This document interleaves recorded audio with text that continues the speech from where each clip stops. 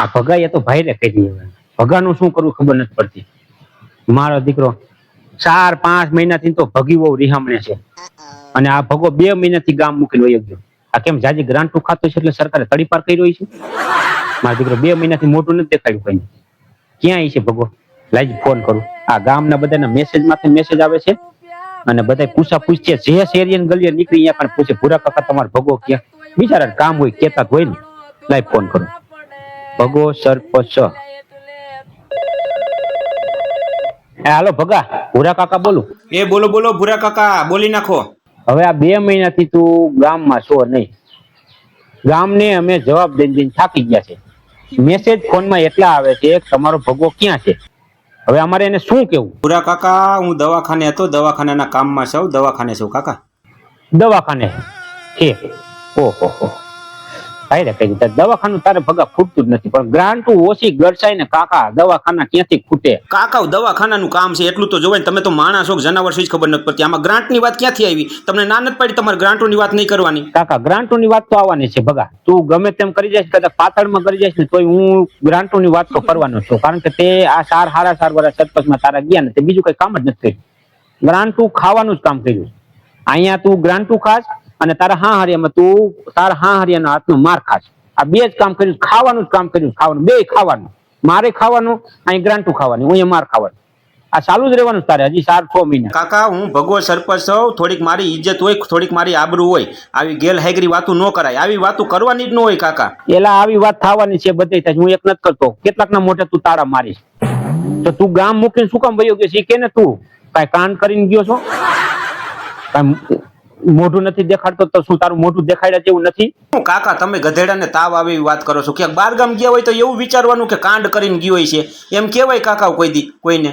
એ જાજી વાતના ગાડા ભરાય, તું બીજી બધી રેવા દે. તું દવાખાને શું કામ છો ઈ કે? હા એમ અવડું બોલતા કઈક મેન મુદ્દા માથે આવો ને. કાકા મારા હાઉને દાખલ કર્યા છે ને, અહીંયા છું હું. એક તાર હાઉને દાખલ કર્યા. કેમ? શું થયું વળી તાર હાઉને? શું થયું? એ મારા હાઉ વાડીએ ગયા હતા ને તો એ ખારેક વાવી છે, તો ખારેક લૂમ ઝૂમ આવી તે ટંગલી ટોઈસે ચડ્યા ને ખારેક ખાવા હાટું થઈને, તો અહીંયાથી પવન આવ્યો ને તો પડ્યા, ટાંગો ભાંગી ગયો. કાકા તે દવાખાને છે. ભલે ભાંગ્યો.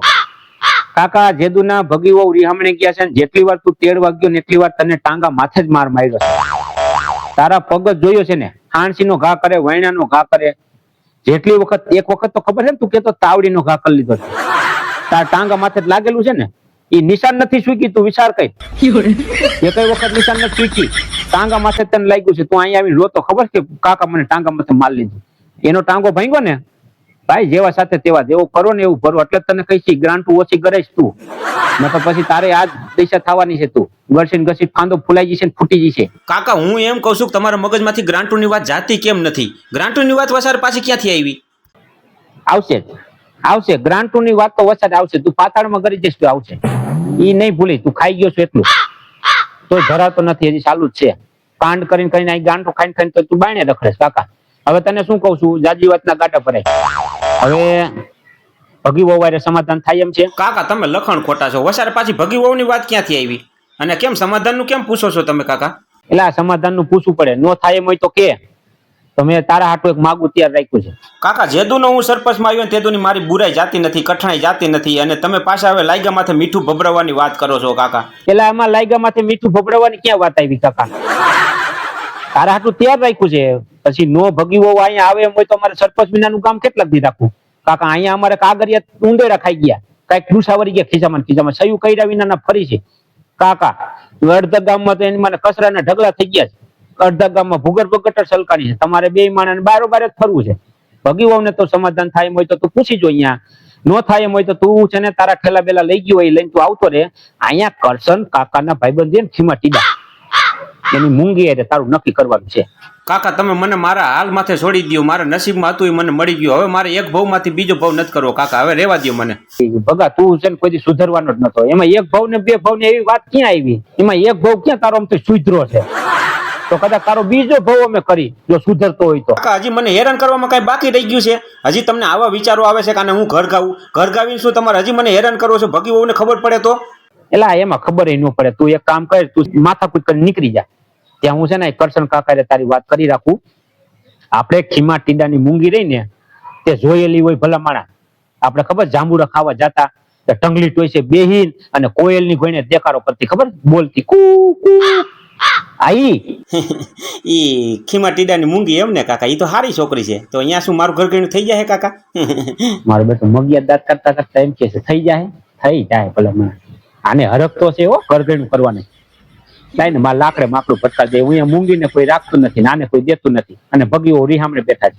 થઈ જતું હોય તો સરપંચ વાળું ગામ તો થાય 100 મહિના.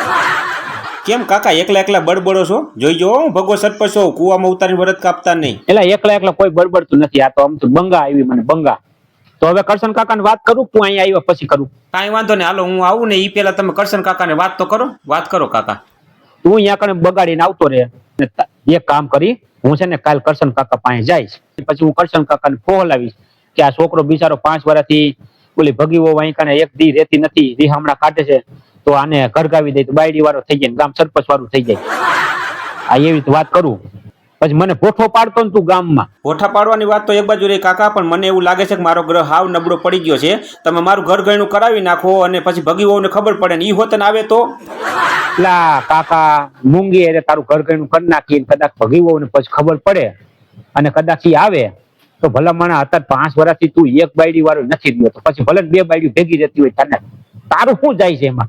તારે તો કાંઈકનું સારું, એક ગામ કાલે સરપંચ પણ કરે અને એક ઘર કાલે ઘરના કામકાજ કરે, રાતે ગ્રાન્ટો ખાવાની બેઠા બેઠા. કાકા તમારા મગજમાંથી છે ને ગ્રાન્ટોની વાત તો જાતી જ નથી. તમે મુદ્દો છે ને ગ્રાન્ટનો પકડી જ રાખ્યો, મગજમાં બેસી ગયો છે તમારા મગજમાં. કાકા આવી સારી વાત હાલતી હોય તો વધારે ગ્રાન્ટોની વાત ક્યાંથી આવે? ગ્રાન્ટો ખાવાની વાત આવવાની છે તે કહી છે એવા કારસ્તાન કાકા. તારા કાંડ એવા છે તો તું 2 મહિનાથી તડી પાડશે ને ગામમાં નો હો. તારા કાંડ જ એવા છે, ગ્રાન્ટુ ખાધી છે, ગળસી જ છે. અહીંયા તું ગ્રાન્ટુ ખાવાનું કામ કરે છે અને તારા હા હરી એમ તું માર ખાવાનું કામ કરે છે. આ 2 જ કામ કર્યા છે સરપંચમાં આવ્યા પછી. અહીંયા ગ્રાન્ટુ ખાતી, હું અહીંયા માર ખાધો. હવે આ પાકું છે ને તો કરશન કાકાને વાત કરું કાલ. હા કાકા કરશન કાકાને તમે વાત કરો. એમ તો ખીમા ટીડાની છોકરી કારી રહી ને એમ તો સારી છે, ઘણી વખત મેં જોયેલી છે કાકા. આપણા ઘરમાં શોભે ને એવી છોકરી છે, કાંઈ વાંધો નહીં. તમે ગોઠવો, તમે મારું સારું જ વિચારતા હોય કાકા. ત્યાં સુધીમાં હું છે ને ભગી બહુ વાયરે બાજુ કાંઈક બાજીને આવતો રહો કાકા. તું આવતો રે, બાજીને આવતો રે, તને બાયડી વાળો કરી દો ફાઇનલ. ચાલ કાકાને બિચારાને મારે કેટલી ઉપાધિ હોય કાકા. મારો બેટો મગિયા દાંત કાઢતો હતો, આને હરકતો છે કરગવાનું, પણ બિચારો 5 વર્ષથી બાયડી વિનાનો રખે છે તો થોડુંક હોય તો ખરું. કાંઈ વાંધો નહીં, હાલો કરશન કાકાને વાત કરું. ખીમા ટીડા છે ને કરશન કાકાનો પાકો ભાઈબંધ છે. જે મૂંગી અરે આનું લાકડે માકડું ભટકાવી જતું તો ખીલે ઢાંઢો બંધાઈ જાય, બીજું શું હોય. હાલો મિત્રો, આપણો બીજો ભાગ આવવાનો છે. કરશન કાકાનો ભાઈબંધ ખીમા ટીડા, એની છોકરી મૂંગી આરે આપણે ભગાને ઘરગાવાનો છે. તો કાલ આપણે જવાનું છે કરશન કાકાને મળવા. તો તમે છે ને મિત્રો બીજો ભાગ જોઈજો, જોરદાર મજા આવવાની છે અને કોમેડીનો ફૂલ ઢગલો થવાનો છે. તમને 3 રોલ ભગો, સરપંચ, ભૂરા કાકા અને કરશન કાકા, તમને 3 રોલ હાઈરે દેખાડવા છે. હાઈરે કોમેડીમાં ફૂલ મજા આવવાની છે. કરશન કાકાને આપણે વાત કરી, ખીમા ટીડાની મૂંગી આરે ભગાનું નાતરું કરવાનું છે. બીજો ભાગ જોવાનું ભૂલતા નહીં. હાલો પેલો ભાગ જોઈ નાખ્યો ને તો બીજાની રાહ જુઓ. ટૂંક સમયમાં કોમિંગ સૂન. પણ આ કાર્યાનું નસીબ ફૂટલું. અરે લે બાપ મારા મોગાઈ આવે તૈથી ના પાડી દે.